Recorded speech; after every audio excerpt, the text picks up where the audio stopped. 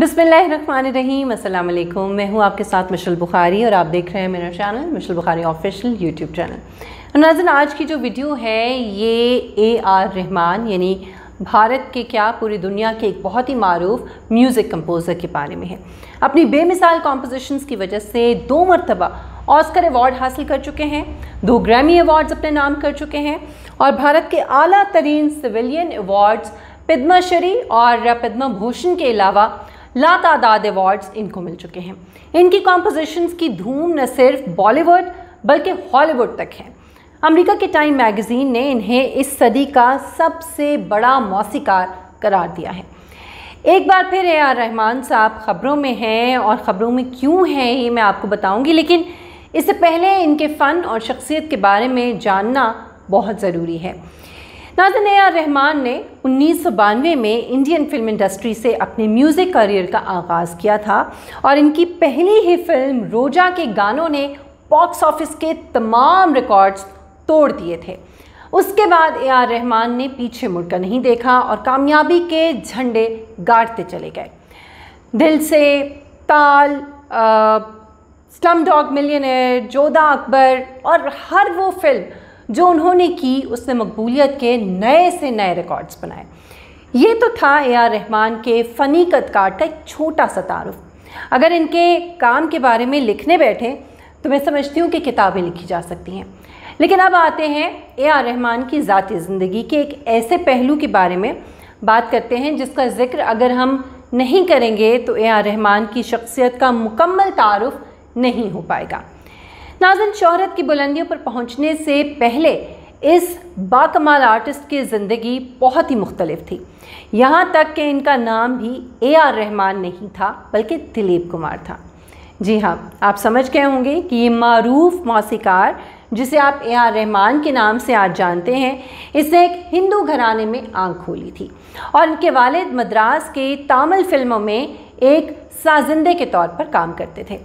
जब ये बच्चा दिलीप 7 साल का था तो इसके वालिद बीमारी की वजह से वफ़ात पा गए और इसके बाद इसकी वालिदा और 3 बहनों की कफ़ालत का बोझ इस एक बच्चे के कांधों पर आ पड़ा।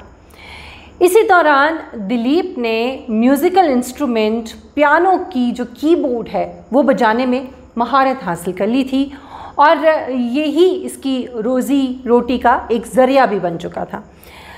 इसी गुर्बत के आलम में नाज़रीन इसके और इसके ख़ानदान के दिन रात गुजरने लगे, यहाँ तक कि 1983 में इसकी बहन शदीद बीमार हो गई। लेकिन मौशी हालात इतने ख़राब थे कि बहन का इलाज कराने के लिए दिलीप के पास पैसे नहीं थे और वो अपनी माँ के साथ मंदिरों की घंटियाँ बजाता, मन्नतें मांगता, लेकिन बहन की बीमारी थी कि बढ़ती ही चली जा रही थी। और फिर अचानक एक दिन दिलीप की मुलाकात एक मस्जिद के पेश इमाम से होती है और अल्लाह की करनी ऐसी हुई कि इस पेश इमाम की दुआओं ही की वजह से दिलीप की बहन जो कई सालों से बीमार थी वो मुकम्मल सेहतयाब हो गई। दिलीप को अपने काम से नाज़रीन जुनून की हद तक लगाव था और वो दिन रात अपने म्यूज़िक में मगन रहा। वक्त गुजरता गया और दिलीप म्यूज़िक में महारत हासिल करता गया, लेकिन इस सबब ये सब कुछ जो हो रहा था इसके बावजूद गुर्बत थी कि इस ख़ानदान का पीछा नहीं छोड़ रही थी। दिलीप का काम ये होता था कि वो रोज़ाना फ़िल्म प्रोड्यूसर्स के दफ्तरों और बंगलों के चक्कर लगाता, लेकिन अफसोस कि कहीं भी इसकी सुनवाई नहीं हो सकी थी। सिर्फ एक मौके के मुंतज़र दिलीप ने हिम्मत नहीं हारी और अपनी मुसलसल कोशिश जारी रखी। इसी दौरान इसके दिलो दिमाग में एक कश्मकश भी साथ साथ जारी थी।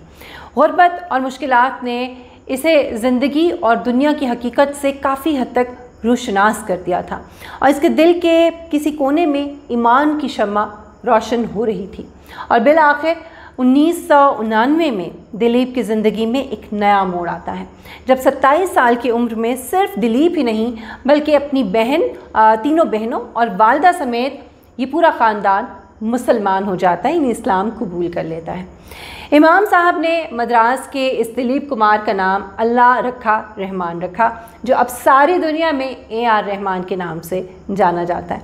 नाज़रीन, म्यूज़िक और फिल्म इंडस्ट्री से वाबस्ता होने के बावजूद AR रहमान की अपनी फैमिली अभी तक काफ़ी मजहबी है, जिसकी एक मिसाल उस वक्त देखने को मिली जब एक अवार्ड की तकरीब के दौरान AR रहमान जब स्टेज पर थे और इनको अवार्ड मिला, तो इसी दौरान उनकी बेटी खतीजा नकाब और बुर्का पहने स्टेज पर आई और अपने वालिद को मुबारकबाद दी। लेकिन यहाँ कहानी ने एक नया मोड़ इख्तियार किया, चूँकि ये वो वक्त था जब AR रहमान अपने म्यूज़िक के ज़रिए लोगों के दिल पिघला चुका था और शोहरत की बुलंदियों पर था।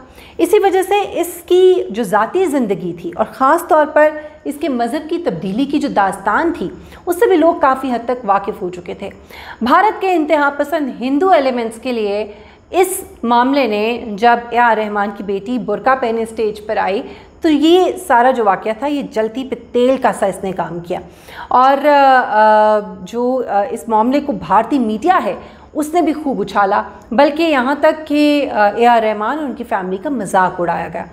उधर हिंदू इंतहा पसंद जमात RSS और BJP के गुंडों ने भी AR रहमान के ख़िलाफ़ जहर उगलना शुरू कर दिया और इनके दुश्मन हो गए। नाज़रीन, इस वक्त आलम यह है कि हिंदुत्व के नारे के साथ बरसरे इक़्तिदार आने वाली मोदी हुकूमत, जिससे मुसलमानों समेत भारत में बसने वाली सभी अक़लियतों का इस वक्त जीना हराम कर रखा है।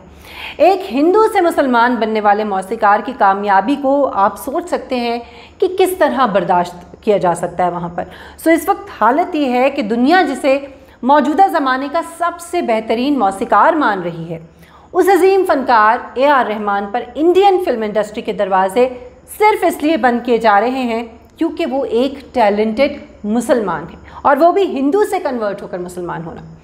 पहले मकबूजा कश्मीर की डेमोग्राफी तब्दील करने की गैर कानूनी और नापाक कार्रवाई जो लास्ट ईयर हुई, इसके बाद NRC जैसा मुतनाज़ कानून, फिर भारत में बसने वाली जो अक़लियतें हैं उन पर जुल्म और बर्बरियत के पहाड़ जो तोड़े जा रहे हैं। सिर्फ मुसलमान ही नहीं, इसमें सिख हैं, यहाँ तक कि अपनी ही निचली ज़ात के जो हिंदू हैं, जो दलित हैं, उनके साथ गैर इंसानी सलूक की अनगिनत कहानियाँ इस वक्त पूरी दुनिया देख रही है।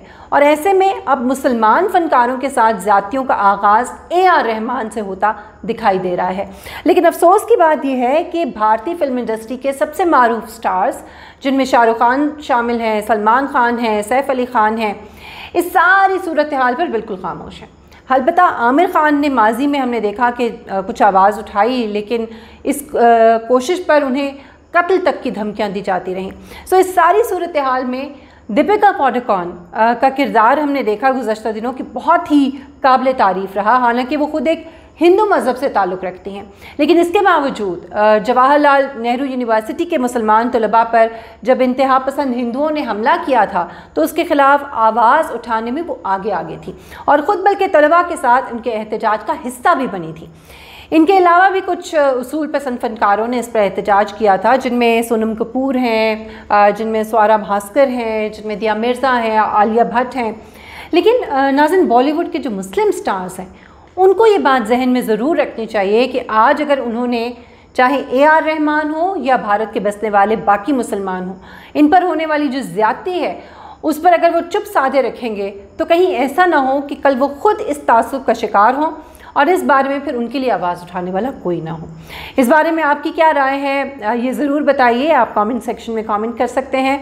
और अगर अभी तक आपने मेरे चैनल को सब्सक्राइब नहीं किया तो बहुत बुरी बात है, मेरे चैनल को सब्सक्राइब कीजिए, मेरी वीडियोस को शेयर करें, अगर आपको पसंद आए तो लाइक करें और अपना फीडबैक ज़रूर दीजिएगा। इंशाल्लाह नेक्स्ट वीडियो में आपसे मुलाकात होगी। मुझे इजाज़त दीजिए, अपना बहुत ख्याल रखिएगा। अल्लाह हाफ़िज़।